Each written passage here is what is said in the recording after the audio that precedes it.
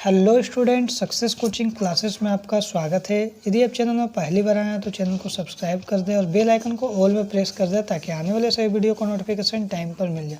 आज हम आपको डिस्कस करने वाले हैं क्लास 9 का साइंस का 2020 का ओरिजिनल क्वेश्चन पेपर। हम आपको बताने वाले हैं, दिखाने वाले हैं क्या क्या क्वेश्चन उस टाइम आपका पूछा गया था क्लास 9 साइंस में, जो आपका 2024 में एग्ज़ाम देने वाले हैं, बोर्ड एग्जाम, फाइनल एग्जाम। उसमें बहुत ही इंपॉर्टेंट क्वेश्चन आपको होने वाला है ये सब क्वेश्चन। चलिए हम लोग देखते हैं क्या क्या क्वेश्चन पूछा गया था। देखिए, सबसे पहला यहाँ क्वेश्चन पूछा गया था त्वरण का एसआई मात्रा क्या होता है। तो याद रख लीजिएगा, दिमाग में ठोक लीजिए, त्वरण का एसआई मात्रा होता है मीटर पर सेकंड स्क्वायर। ये क्वेश्चन जो बता रहे हैं एकदम ओरिजिनल क्वेश्चन है, 2020 का क्वेश्चन है। तो आपका एग्जाम में बहुत ही ज़्यादा चांसेस है पूछने का 2024 में। देखिए, दूसरा क्वेश्चन यहाँ पर बोल रहा है निम्न में से कौन सा सदिश राशि नहीं है। तो याद रखिएगा, सदिश राशि नहीं है तो जो हमारा चाल क्या है, ये हमारा सदिश राशि नहीं है। याद रखिएगा, आपका जो व है, व और ब जहाँ पर दिखेगा तो वो उससे क्या पता चलता है, वो सदिश राशि है। तो ये हमारा क्या है, सदिश राशि है। ये भी हमारा क्या है, सदिश राशि है। आगे देख लेते हैं यहाँ पर क्वेश्चन नंबर 3 क्या बोल रहा है। तो क्वेश्चन नंबर 3 बोल रहा है इकाई समय में वस्तु के द्वारा तय की गई दूरी क्या कहलाता है, विस्थापन कहलाता है। देखिए, याद रखिए, इकाई समय बोलेंगे, इकाई समय में वस्तु के द्वारा तय की गई दूरी क्या कहलाता है, विस्थापन कहलाता है। लेकिन यदि आपको इकाई समय हटा दिया जाए, सिर्फ बोलेगा वस्तु के द्वारा तय की गई दूरी, तो आपका क्या हो जाएगा, आपका वेग हो जाएगा आंसर। याद रखिएगा, वस्तु के द्वारा तय की गई दूरी बोलेगा तो वेग होगा, इकाई समय में बोल दिया इसलिए आपका आंसर क्या हो गया, विस्थापन हो गया। आगे देखते हैं क्वेश्चन नंबर हमारा 4 क्या बोल रहा है। देखिए, निम्न में से कौन सा सही है। तो निम्न में से कौन सा सही है, तो देखिए यहाँ पर बोल रहा है ना कौन सा करेक्ट फार्मूला है। देखिए, ये वाला इसका राइट फार्मूला है, एस बराबर यू टी प्लस 1/2 AT²। इसका मतलब क्या होता है, एस मतलब होता है वस्तु द्वारा तय की गई दूरी, यू मतलब क्या होता है प्रारंभिक वेग, और टी मतलब क्या होता है समय होता है 1/2, और टी मतलब यहाँ क्या होता है आपका समय होता है।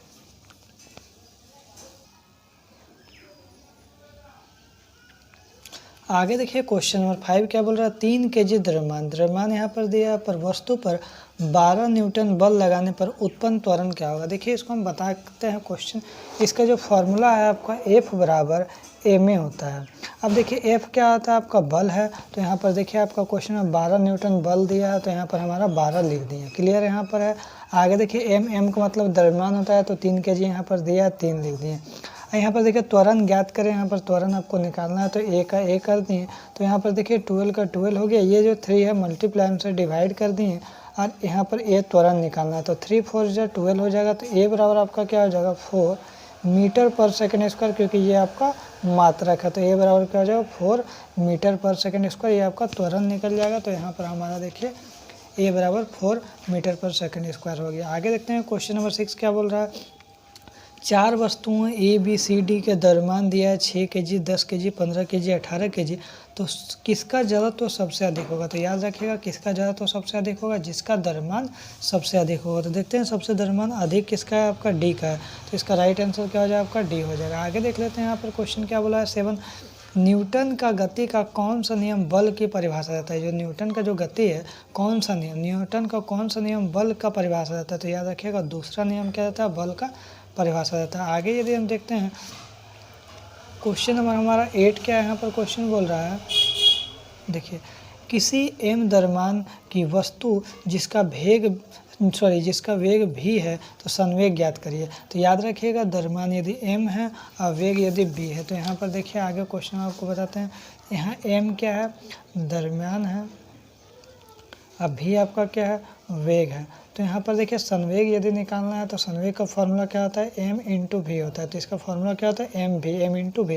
देखिए ऑप्शन कहाँ पे है, तो यहाँ पर दिखाते हैं, m द्रव्यमान है और v क्या है, आपका वेग है। संवेग का फॉर्मूला m इंटू वी लगाइएगा, आपका क्वेश्चन क्लियर हो जाएगा। आगे देखते हैं क्वेश्चन में यहाँ पर 9 क्या बोला है। तो देखिए 9 में बोल रहा है सार्वत्रिक गुरुत्वाकर्षण स्थिरांक g का क्या मान होगा। तो याद रखिएगा, इसका राइट आंसर होगा 6.67 इंटू 10⁻11।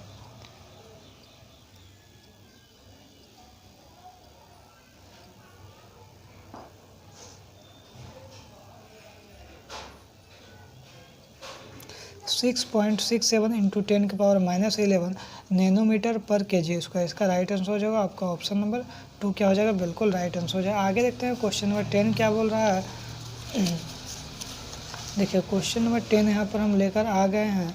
क्वेश्चन नंबर 10 क्या बोल रहा है, 1 किलो का द्रव्यमान वाले पिंड का भार क्या होगा। तो याद रखिएगा 1 किलो द्रव्यमान वाले पिंड का भार क्या होगा, 9.8 न्यूटन होगा। क्या होगा, 9.8 न्यूटन होगा। आगे देखते हैं यहाँ पर क्वेश्चन नंबर 11 क्या बोल रहा है, खींचे हुए रबड़ के छल्ले में कौन सी ऊर्जा संचित होती है। खींचे हुए रबड़ के छल्ले में कौन सी ऊर्जा संचित होती है। तो याद रखिएगा स्थितिज ऊर्जा इसका राइट आंसर हो जाएगा। क्या हो जाएगा आपका, स्थितिज ऊर्जा।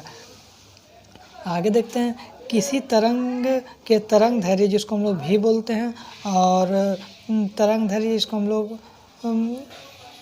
किसी तरंग के तरंग वेग को हम लोग भी बोलते हैं, तरंग दैर्घ्य को हम लोग लैम्डा बोलते हैं, और आवृत्ति को हम लोग एन बोलते हैं, में क्या संबंध है। तो याद रखिएगा इसका राइट आंसर हो जाएगा आपका v बराबर एन लैम्डा।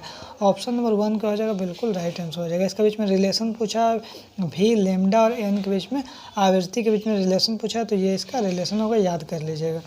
आगे यहाँ पर देख लीजिए क्वेश्चन नंबर हमारा 14 क्या बोल रहा है, तरंग के आवर्तकाल t तथा आवृत्ति f में क्या संबंध है। तो याद रखिएगा f बराबर 1/t होगा, यही इसका रिलेशन है। आगे देखते हैं क्वेश्चन नंबर हमारा 14 क्या बोल रहा है। तो क्वेश्चन नंबर 14 बोल रहा है, निम्नलिखित में से कौन सा पदार्थ क्या होता है, एक ऐसा जो किसी उसका कुछ द्रव्यमान हो, इसका कुछ द्रव्यमान और कुछ जगह को घेरता हो। तो याद रखिएगा ठंडा पे इसका कुछ ना कुछ द्रव्यमान भी है, जगह को घेरता है, तो ये हमारा क्या हो जाएगा, आपका पदार्थ हो जाएगा। गंध हमारा पदार्थ नहीं होगा, ठंडा हमारा पदार्थ नहीं होगा, प्रेम हमारा पदार्थ नहीं होगा। आगे देख लीजिए यहाँ पर बोल रहा है, निम्नलिखित में से कौन सा कोलाइड है। तो याद रखिएगा आपका जो गोंद है वो हमारा क्या है, कोलाइड हो जाएगा। याद रख लीजिएगा, एग्जाम के लिए बहुत इंपॉर्टेंट है। आगे देखते हैं यौगिक क्या है, जब दो तत्वों को एक निश्चित अनुपात में मिलाते हैं उसको हम लोग क्या बोलते हैं, यौगिक बोलते हैं। जैसे आपका जल का क्या हो जाएगा, H2O हो जाएगा। क्या हो जाएगा, H2। हाइड्रोजन का 2 अणु और ऑक्सीजन का कितना अणु, 1 अणु, जो निश्चित अनुपात में मिलाकर क्या बन गया, हाइड्रोजन ऑक्सीजन से मिलकर क्या बन गया, जल बन गया। तो ये हमारा क्या यौगिक हो जाएगा। आगे देखते हैं यहाँ पर क्वेश्चन नंबर 17 क्या बोल रहा है, निलंबन में परिक्षेपित कणों का आकार क्या होता है। तो 100 नैनोमीटर से बड़ा होता है। क्या होता है, 100 नैनोमीटर से बड़ा होता है। आगे देखते हैं क्वेश्चन नंबर हमारा 18 क्या बोल रहा है। आगे देखिए क्वेश्चन नंबर 18 क्या बोल रहा है, साधारण नमक का रासायनिक सूत्र क्या होता है, NaCl। इसका नाम क्या होता है रासायनिक, सोडियम क्लोराइड होता है। एकदम लॉलीपॉप क्वेश्चन है। आगे देखिए क्वेश्चन नंबर 19 क्या बोल रहा है, कौन सा तत्व मुक्त परमाणु के रूप में पाया था। तो कौन सा तत्व मुक्त परमाणु के रूप में पाया था। तो ऑक्सीजन क्या मुक्त परमाणु के रूप में पाया जाता है। आगे देखते हैं क्वेश्चन नंबर 20 क्या बोल रहा है, 5.85 ग्राम NaCl बराबर किसका होता है। तो 1/10 मोल के बराबर हो जाएगा। आगे देखते हैं क्वेश्चन नंबर 21 यहाँ पर क्या बोल रहा है, 6.022 इंटू 10⁻23 कणों के समूह को क्या कहा जाता है। तो याद रखिएगा मोल कहा जाता है। क्या कहा जाता है, मोल कहा जाता है। आगे देखते हैं यहाँ पर बोल रहा है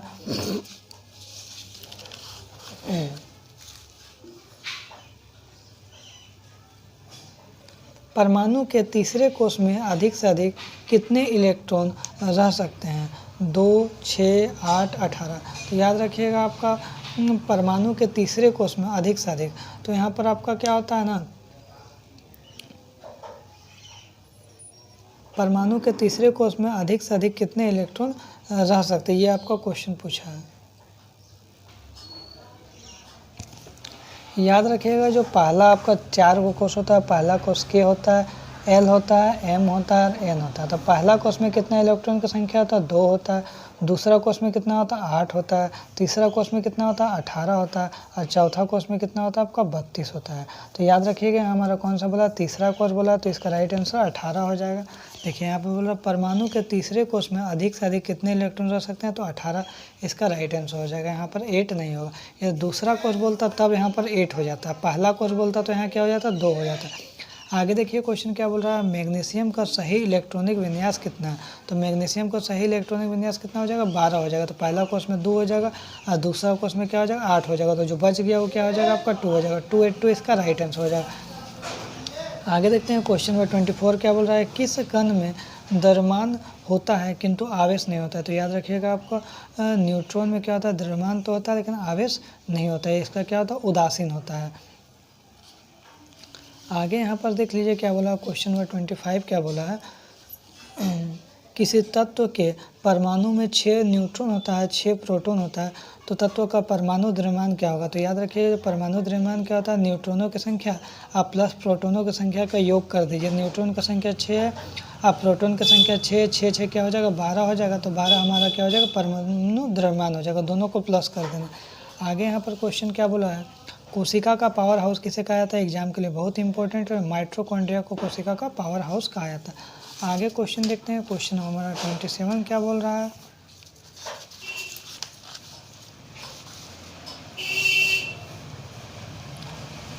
पादप कोशिका के चारों तरफ पाए जाने वाले झिल्ली को क्या बोलते हैं। तो याद रखिएगा जो पादप कोशिका उसका चारों तरफ पाए जाने वाली झिल्ली बनाया तो उसको हम लोग क्या बोलते हैं, प्लाज्मा मेम्ब्रेन बोलते हैं। आगे देखते हैं क्वेश्चन नंबर 28 क्या बोल रहा है, निम्नलिखित में से कौन सा फ्लोएम का भाग नहीं है।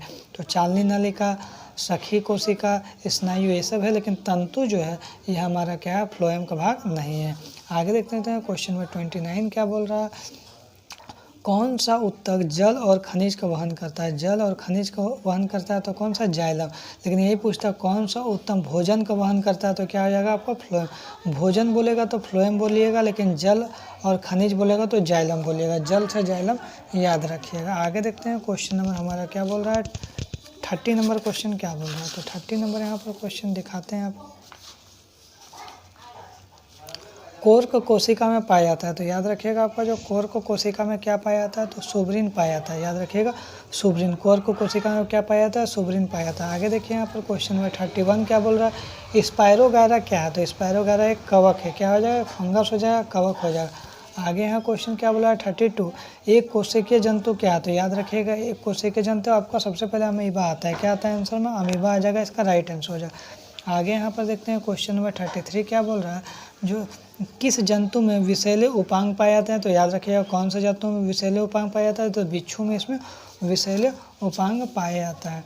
आगे यहाँ पर देख लेते हैं क्वेश्चन नंबर 34 क्या बोल रहा है, यहाँ पर निद्रा रोग उत्पन्न होता है, किससे होता है, आपको ट्रिपेनोसोमा से आपका निद्रा रोग उत्पन्न होता है। आगे देख लीजिए यहाँ पर बोल रहा है पेचिस का कारक जीव क्या है, तो आपको एंट अमीबा हो जाएगा, क्या हो जाएगा आपका, एंट अमीबा हो जाएगा, पेचिस का कारक जीव हो जाएगा। आगे यहाँ पर देखते हैं यहाँ पर क्वेश्चन क्या बोला, आयन मंडल का विस्तार है। आयन मंडल का विस्तार कहाँ है, 80 किलोमीटर से 640 किलोमीटर तक आयन मंडल का विस्तार है। आगे देखते हैं हमारा 37 क्वेश्चन क्या बोला है,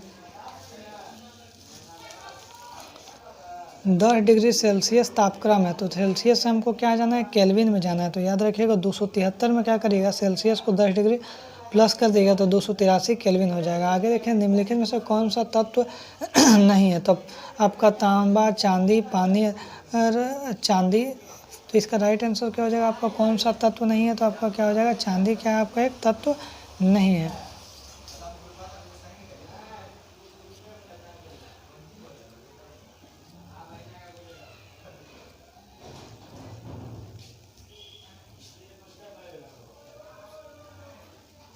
सॉरी, इसका जो चांदी तो एक तत्व है और तांबा भी एक तत्व है और ऑक्सीजन भी आपका क्या है, एक तत्व है, लेकिन पानी आपका क्या है, ये एक यौगिक है। तो इसका राइट आंसर क्या हो जाएगा, आपका पानी हो जाएगा। समझ में आ गया, इसका राइट आंसर पानी हो जाएगा, ये एक यौगिक है। आगे देख लेते हैं क्या बोल रहा है, दूध के उत्पादन में क्रांतिकारी वृद्धि को क्या बोलते हैं। तो दूध के उत्पादन में बोलेगा क्रांतिकारी वृद्धि को तो हम लोग क्या बोलते हैं, श्वेत क्रांति बोलते हैं। क्या बोलते हैं, श्वेत क्रांति। यदि कृषि में बोलेगा तो क्या बोलेंगे, हरित क्रांति बोलेगा। ठीक है, आगे देखिए यहाँ पर बोल रहा है एथिलीन डाइब्रोमाइड क्या है। तो याद रखिएगा एक धूमक है। आपको टोटल 40 क्वेश्चन डिस्कस किए हैं। यदि आपको वीडियो अच्छा लगे तो लाइक, शेयर एंड सब्सक्राइब जरूर करें। फिर मिलते हैं नेक्स्ट वीडियो में। Thank you so much.